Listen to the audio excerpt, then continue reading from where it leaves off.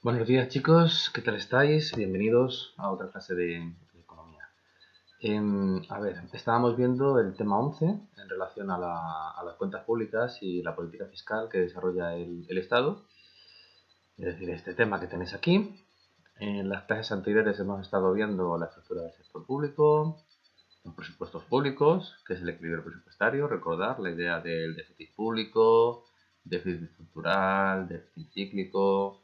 El déficit no es lo mismo que la deuda pública, el déficit es lo que se produce cuando los gastos son superiores a los ingresos, y la deuda pública es cuando pedimos dinero, bien sea a través de impuestos o bien sea a través de bonos, por ejemplo, cuando pedimos dinero prestado a otras personas. Entre ellos se incluye, aunque aquí no lo ponga, el propio banco, ¿no? Vimos el gasto público, a dónde lo destinamos, dónde no lo gastamos. Vimos el reparto aproximado que había dentro de nuestra economía española. Y posteriormente estuvimos analizando los distintos tributos, cotizaciones sociales y otros ingresos que pone a su disposición el Estado con el fin de financiar el gasto público, ¿no? Lo que es el estado de bienestar. La finalidad de los impuestos vimos que fundamentalmente era para financiar los bienes y servicios públicos que ofrece el sector público, redistribuir la renta y la riqueza y, por último, restringir o desviar determinados gastos o consumos que sean perjudiciales, acordando de las externalidades positivas y las externalidades negativas. Pues los impuestos sirven para corregir externalidades negativas. ¿Quién paga y cómo se pagan los impuestos? Simplemente lo recuerdo, lo repasamos. El principio de justicia es que tienen que pagar todos. El principio de capacidad económica es que pagan impuestos los que tienen dinero. Y el principio de progresividad es que se grava con impuestos a quien más dinero tiene, ¿vale? Recordar que la diferencia entre el principio de capacidad económica y el principio de progresividad es que en la capacidad económica, si tengo dinero, pues pago. Y si no tengo dinero, pues no puedo pagar. Perder un porcentaje sobre una cantidad que es cero, sale cero. Y el principio de progresividad es el que rige al IRPF, al impuesto de la renta de las personas físicas, y lo que se hace es gravar con impuestos a aquel que tiene más dinero. Bueno, luego vimos que los impuestos pueden ser regresivos, proporcionales y progresivos, y dentro de los impuestos progresivos estuvimos haciendo este ejercicio. Hicimos una actividad de aula para calcular como los distintos tramos del IRPF. Vimos la diferencia entre lo que era el impuesto proporcional y el impuesto progresivo. Y nada, os dejé unos enunciados. Si queréis los hacéis, me los entregáis, yo los corrijo. De momento no son obligatorios. Más adelante los empezaré a pedir. No colgaré tantos porque ya sabéis que a mí todas estas cosas me gusta verlas con ejercicios, con prácticos y con textos. No colgaré tantos, colgaré menos, más que nada por no agobiaros, ¿vale? Intentaré colgar solamente uno e intente recoger por lo que estemos viendo esa semana. Y luego con la actividad práctica obligatoria, pues terminamos de ver todo lo que estamos viendo en ese tema, ¿vale? Simplemente porque no sabemos cuánto se va a prolongar esto y prefiero tener notas, evaluaciones tomadas de pequeños ejercicios que vayáis haciendo vosotros en clase, a luego encontrarnos con la sorpresa de que no podamos evaluaros de forma presencial. No, no lo sé. No, como no lo sé y no sabemos cuánto tiempo va a durar esto ni cómo vamos a estar, prefiero enviaros actividades, aunque sean pequeñas, y a partir de ahí, pues, tomar evaluaciones nuestras, ¿vale? Vimos el ejemplo de una persona, a su dinero, su sueldo, descuentan las cotizaciones sociales, luego tenemos que tener en cuenta el IRPF que se va descontado a lo largo del periodo. Vimos que había una serie de deducciones y una serie de reducciones. Las reducciones son las que aplican antes de aplicar las deducciones, las reducciones con R, reducciones, son las que aplican antes de calcular el IRPF correspondiente, mientras que las deducciones con D son las que aplican después de haber calculado ¿cómo se llama esto? El IRPF, ¿vale? Bueno, aquí teníamos una base imponible, que era todo lo que ingresamos y descontamos lo que pagamos a la seguridad social. Tenemos una base liquidable, donde nos reconoce una serie de circunstancias, o que tengamos hijos, lo que sea. Simplemente es entenderlo, ¿vale? Yo de aquí no pregunto absolutamente nada. Ya seréis mayores, haréis vuestra declaración de la renta y a cada uno de vosotros os aplicará un concepto distinto. Lo que sí será bueno es que sepáis mirar y sepáis investigar y ver si realmente os están aplicando los descuentos que os deben de aplicar, ¿vale? Luego teníamos una cuota íntegra. La cuota íntegra no es ni más ni menos que ese cálculo de IRPF que hemos hecho en las dos actividades, una por separado y otra completando lo que es el supuesto completo de un IRPF. Y si la cuota líquida, pues sobre este dinero que nos tocaría pagar se aplican las deducciones, ¿vale? Y a estas deducciones podemos aquí, pues mira, me tocaría pagar 5.370,5 euros. Bueno, pues estos 5.370,5 euros, lo que hacemos es descontar lo que ya hemos pagado por IRPF, o bien en la nómina, o bien aquí, que son unos intereses que me ha dado el banco, y también tenía unas, ¿cómo se llama? Unas retenciones a cuenta, ¿vale? Y este es el dinero que me saldría a pagar. Si la parte negativa es mayor que la parte positiva, a mí me saldría un menos y sería la parte a devolver. Bueno, vimos también el IVA. También tenéis una actividad muy sencilla: buscar los tipos de IVA que aplican sobre determinados productos y hacer el cálculo del precio con IVA sobre un coste de fabricación que yo os he dado. Y por último, y seguidamente a todo esto, lo que vamos a ver es la presión fiscal que tenemos en España. Vamos a ver si pagamos mucho o pagamos poco. A ver, a cualquier pregunta que se... A cualquier pregunta. ¿Y cómo estoy? A cualquier persona que se le pregunte, eh, oye, ¿y tú consideras que pagas muchos impuestos o pagas poco? Yo creo que nadie en su sano juicio diría, pago poco. A mí me gustaría pagar más. Estaría más cómodo, mucho más cómodo. Hay una cuestión psicológica, por decirlo de alguna forma, de comportamiento humano, que es inevitable. A nadie le gusta que le quiten el dinero que ha ganado. Es decir, lo que nos llega a fin de mes, a todos nos gusta quedarnos con todo el dinero porque consideramos que es nuestro, que nos lo hemos ganado y que es muy injusto tener que dárselo a otra persona. Es decir, desde el momento en que ganáis una nómina, eso que vimos en el primer tema de eficiencia y equidad va a estar presente siempre. Es decir, siempre vais a querer ganar más dinero. Inevitablemente os vais a comparar muchas veces con los compañeros, quién gana más y quién gana menos, y muy pocas veces lo que hacemos es pararnos a pensar si el dinero que estamos aportando al Estado para contribuir a ese sector público, a esa sanidad, a esa educación, muy pocas veces nos vamos a parar a pensar si es poco o es mucho. Pero es que encima tenemos otro problema añadido. Desde un tiempo a esta parte, desde el año 2008 hasta ahora, es decir, apenas llevamos 10-12 años con la ley de transparencia, el Estado, el gobierno, intenta justificar de alguna forma a dónde va el dinero de nuestros impuestos. Y fijaros que yo aquí os he hecho una pequeña diapositiva, una pequeña presentación, os he enseñado una página de dónde van mis impuestos, pero es todo muy... No se ve del todo claro, ¿vale? No hay una transparencia total y absoluta con todo ese dinero que pagamos los españoles. ¿Por qué? Porque si realmente existiera esa transparencia, sería muy fácil para nuestro gobierno, sería muy fácil para nuestro Estado, a partir de los presupuestos públicos y de los españoles que somos y de quién recibe qué, sacar una pequeña estadística para ver cuánto aportamos y cuánto recibimos a cambio. Y eso es algo que no existe. Me parece que en un momento os enseñé en alguna actividad, hicimos un pequeño gráfico donde se veía esa aportación, ¿os acordáis? Me parece que era no sé si era la práctica del índice de Gini o una que hicimos posteriormente sobre la distribución de la renta y la desigualdad, que tiene mucho que ver con eso que estamos viendo ahora de la política fiscal, donde veíamos que países como Irlanda recibían hasta 2 veces lo que habían aportado por impuestos y países como España no llegaban a una vez. Es decir, nos quedábamos un poquito por debajo de lo que aportábamos en impuestos. Con lo cual ese gap, esa diferencia, pues claro, es lo que a todos nosotros nos viene a la cabeza, que alguien se lo está quedando donde no corresponde, porque no somos capaces de pensar que ya se haga una mala gestión de ese dinero. Entonces, pues lo que os decía, cualquier persona en su sano juicio piensa que pagamos mucho más dinero del que nos correspondería pagar, y si encima tenemos casos de corrupción, tenemos casos de una mala administración, tenemos casos de una mala gestión de ese dinero público, pues la sensación de que pagamos mucho se eleva, vamos, es exponencial, se eleva al cuadrado, al cubo, al número que sea, ¿no? Mirad, para calcular la presión fiscal, lo que vamos a hacer es poner por un lado todos aquellos ingresos por impuestos y cotizaciones sociales que reciba el Estado. ¿Y contra qué lo que vamos a comparar? Con el PIB. Es todo aquello que se ha producido, es todo aquello que hemos consumido, es todo aquello que hemos generado por rentas. ¿Vale? Acordaros que el PIB y la renta nacional tenían, este PIB que tenéis aquí, el PIB y la renta nacional tenían una correspondencia entre ellos.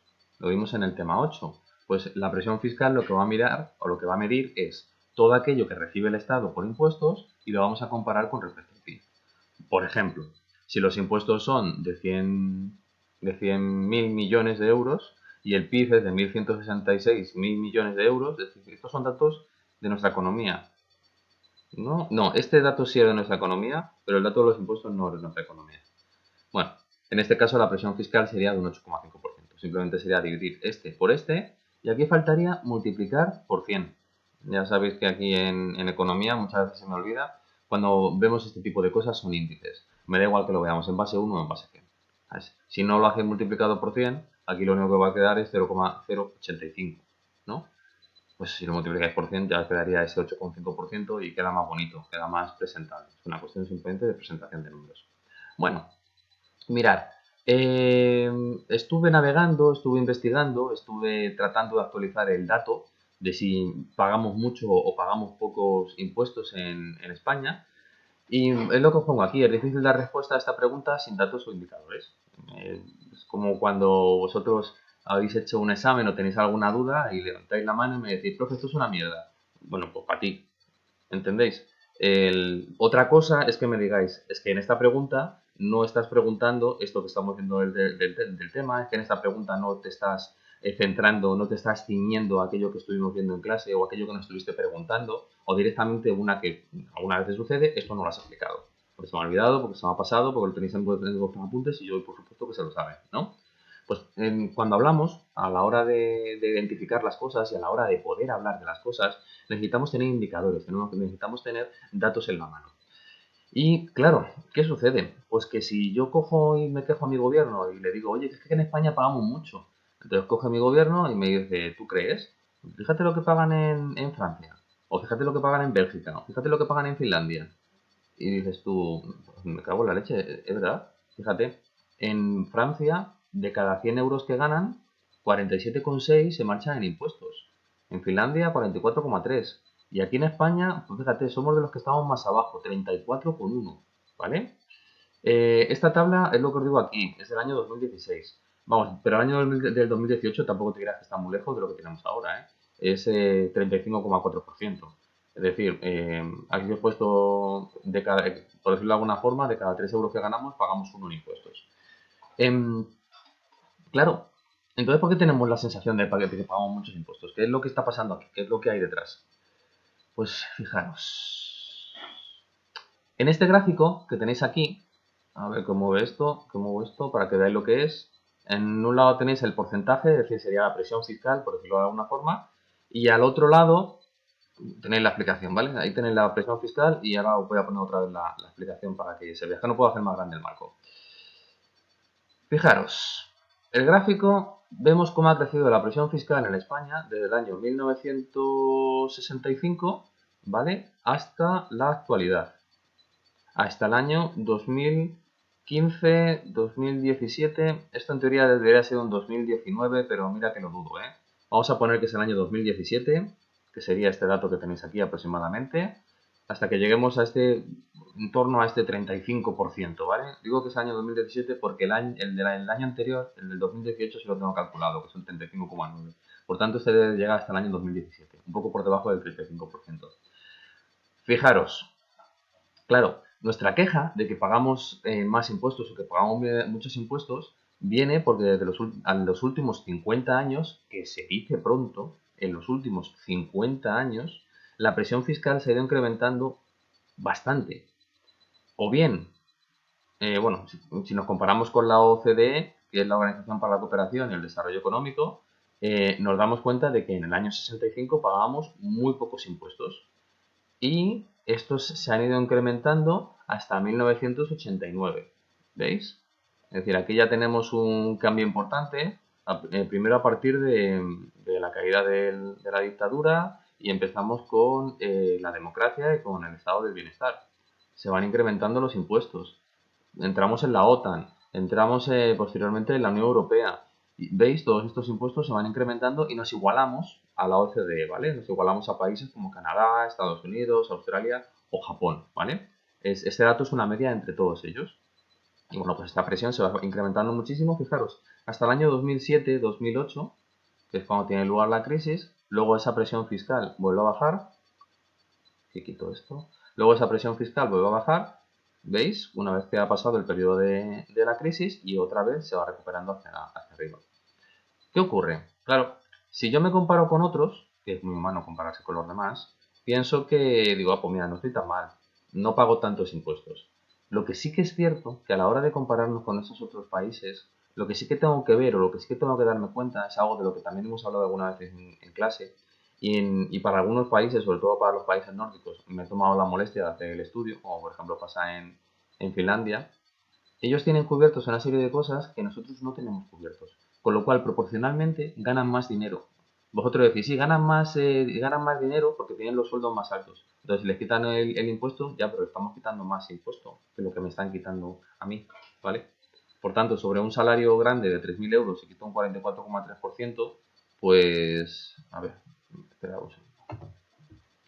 Calculator, un salario grande, vamos a poner un salario grande, bueno, un salario bien, ¿no? Lo que vosotros podéis pensar de que no, es que fuera de aquí se gana mucho dinero. Madre mía, 3.000, digo madre mía por lo que tarda en abrirse la calculadora, 0,443, ¿vale? 1.329 van en impuestos, ¿vale? Con lo cual a una persona de Finlandia pues le queda un salario neto de 1.671. No estoy quitando nada más, simplemente para hacer la comparativa. En España a lo mejor pues tenemos un salario, uno que sea alto, pues, a lo mejor no llega a sus 3.000 euros, vamos a poner que sean 2.000. Si quitamos un 0,341, ¿vale? Ya le quitamos esos 2.000. Fijaros, la diferencia no es tan grande. No es tanta. 1.318, quitando los impuestos. Y al finlandés, por 0,443, ya le quitamos los 2.000, ¿vale? Uy, 2.000 por 0,443. Son 866 menos los 2.000. Ahí va, lo he hecho sobre 3.000, perdonad, os estoy liando. 44,3. ¿Vale? Esto es lo que paga por impuestos y esto es lo que le queda en su bolsillo, 1.671. Y un español, si lo multiplicamos por 0,341, que es lo que pagamos en impuestos, me queda 1.318. Es decir, la diferencia como que no es tan grande. ¿Qué es lo que ocurre? Que con los impuestos que ellos pagan, cubren más cosas que nosotros. Y era el ejemplo que ponía de la baja por maternidad. Tienen hasta 2 años de baja por maternidad. Nosotros tenemos 4 meses. Claro, sí, a lo mejor a un empresario en España 4 meses le parece una burrada, pero si nos comparamos con Finlandia es una caca de la vaca Tomasa. En el caso de la educación, en muchos países nórdicos la educación está cubierta hasta que acabáis la universidad, pero es que está cubierta todo. ¿Sabes? Os dan becas de transporte, os dan becas de subvenciones, de manutención, ¿cómo se llama esto? Para iros para pagaros la residencia de estudiantes, lo pagan absolutamente todo. No sé que queráis ir a una privada, claro. Si vais a la pública, está todo cubierto. Aquí en España no. Aquí en España llega un momento en el que si queréis ir a la universidad ya tenéis que empezar a pagar, tenéis que empezar a coquinar. Y la educación gratuita, gratuita, lo que es gratuita no es. Porque todos los años os mandamos unos libritos y os tenéis que gastar el dinero en los libritos. En secundaria y en bachillerato como que no tanto, ¿no? Nos manejamos con los apuntes, nos manejamos con libros de texto. Bueno, vale, sí, pero en primaria nos gastamos una cantidad indecente de dinero porque todos los años los libros son nuevos, todos los años las editoriales los actualizan y ese dinero, lo siento mucho, pero no está cubierto con impuestos, cosa que en otros países sí. Por tanto, aunque proporcionalmente paguemos menos, luego a la hora de la verdad, como tenemos que pagarlo de forma individual, pues realmente estamos pagando más que otros países, ¿no? Bueno, aquí tenéis la justificación de por qué esa sensación de que pagamos muchos impuestos simplemente es por la evolución que hemos tenido en estos últimos años, donde teníamos una presión fiscal pues de en torno a entre un 15 y un 20%, ¿lo veis? Hasta el año que nací yo, en el 77. Luego pasamos hasta un 30% en apenas 10 años. Y luego en los últimos 30 años, pues bueno, pues la cosa se ha mantenido. Hemos tenido picos, hemos tenido bajadas, pero sí que es cierto que esta sensación de que hemos pagado mucho, pues es muy grande. Es una sensación pues que pueden tener perfectamente vuestros padres, vuestros abuelos, algún tío, ¿sabes? Gente que haya nacido pues en los años 50, en los años 60, ha visto cómo se ha ido incrementando esta presión fiscal sobre sus salarios. Bueno, y como todo en esta vida, pues me he preparado pues un par de ejemplos sobre si pagamos mucho o pagamos poco en España con respecto a lo que ganamos. Mirad, aquí os he cogido datos casi reales, Luego la actividad de aula, ahí los datos sí que son reales, además es para que pues, estéis un poquito entretenidos viendo lo que estáis haciendo y viendo cómo se calcula. Y como son datos reales, pues oye, eso aplica a día de hoy. He cogido todos los datos de este año, del 2020. En este ejemplo no, este ejemplo que tengo en la diapositiva, y son datos que cogí hace un par de años, algunos están actualizados, pero la mayoría no. Mirad, vamos a calcular lo que una persona paga por impuestos, ¿sí? Vamos a ver que esto que paga una persona por impuestos, primero tenemos unos impuestos regresivos, tenemos unos impuestos proporcionales y tenemos unos impuestos progresivos. Mira, he puesto ahí que el salario bruto anual de una persona media en España está en torno a los 30.000 euros. El dato, ya os digo que la actividad de aula lo tenéis actualizado y no está muy lejos, ¿vale? Esto sería la renta nacional per cápita que calculamos en el tema 8. Aquí todavía no he descontado impuestos, no he descontado nada. Este es el salario bruto, efectivamente. De este salario bruto anual de 30.000 euros, tiene que pagar 1.500 por las cotizaciones de la Seguridad Social. Las cotizaciones de la Seguridad Social, recordarlo, es uno de los ingresos que tiene el sector público. ¿Para qué? Pues leche, para pagar el por si acaso nos pasa algo. No vaya a ser que te vayan a despedir, no vaya a ser que te vayas a coger una gripe, no vaya a ser que te vayas a tropezar y caerte por las escaleras, o no vaya a ser que te hagas mayor y te quieras jubilar. Porque ya llega un momento que digas, pues ya estoy cansado, ya puedo acceder a la jubilación, como lo he cotizado, lo quiero cobrar. Bueno, por otro lado, además de la protección a la seguridad social, que normalmente lo que se hace es que nos la quitan en nuestra nómina, y si eres autónomo, pues tienes que pagarla, es decir, tienes que pagar tu cuota, tienes que darte de alta en el RETA, que es el Registro Especial de Trabajadores Autónomos, el régimen especial de trabajadores autónomos, y ahí pagas tu cuota a la seguridad social. Pues además de eso tienes que pagar el IRPF, que es el impuesto de la renta de las personas físicas. Uy, os he puesto aquí IRFP. Bueno, no pasa nada. Es IRPF, impuesto de la renta, esta P de adelante, de las personas físicas. Alcanza un valor de 4.000 euros. Es un dato aprox, ¿vale? En la Comunidad de Madrid, sobre este sueldo, creo que son 4.700. También os he puesto otra actividad de aula que luego tranquilamente la veremos, la analizaremos, y sería para trabajar en clase, ¿vale?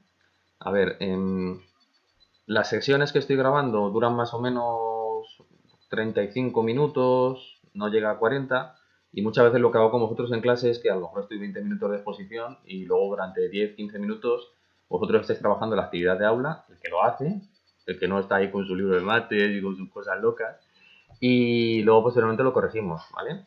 Por tanto, luego os explico estas actividades de aula y tranquilamente vosotros en casa le dedicáis un ratito pues a pensarlas, a darles una vuelta, a ver si sois capaces de hacerlas, y si queréis me las mandáis. De momento no las estoy pidiendo, lo que os digo. Más adelante, si esto se prolonga, empezaré a pedirlas.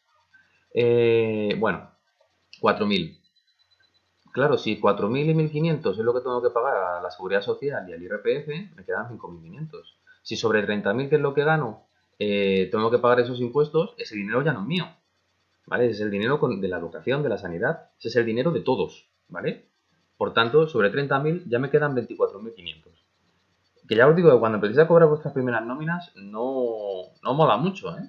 Luego cuesta entenderlo, cuesta decir, ah, vale, sí, entiendo por qué lo estoy pagando, entiendo por qué no sé qué, pero al principio cuando pagáis vuestras primeras nóminas es como decir, están quitando mucho, esto está bien.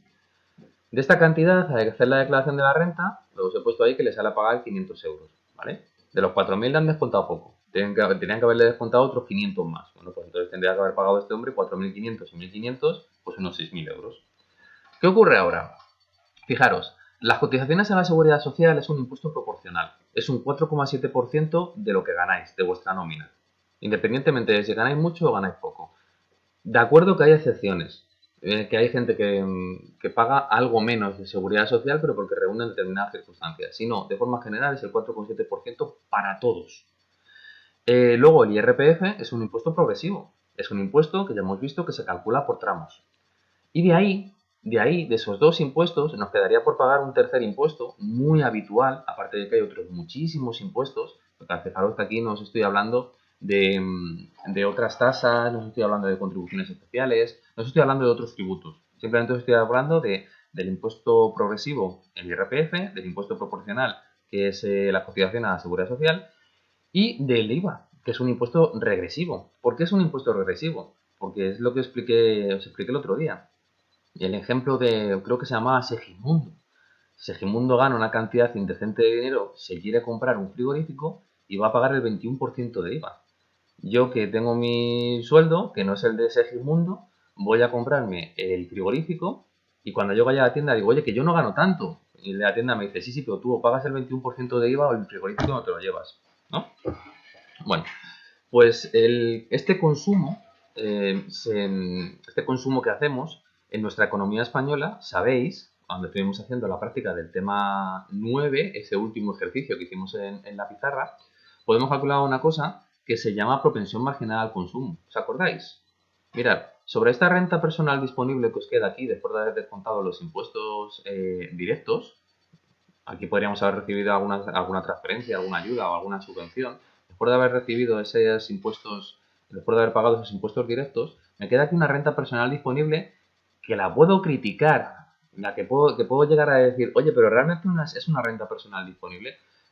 No exactamente, porque tienes que pagar un IVA, ¿vale? Tenéis que pagar el impuesto indirecto, que es el que luego posteriormente tenemos que meter en el PIB a precio de mercado y todo eso, ¿os acordáis? Para que las cosas me cuadren, porque si no, no me cuadrarían.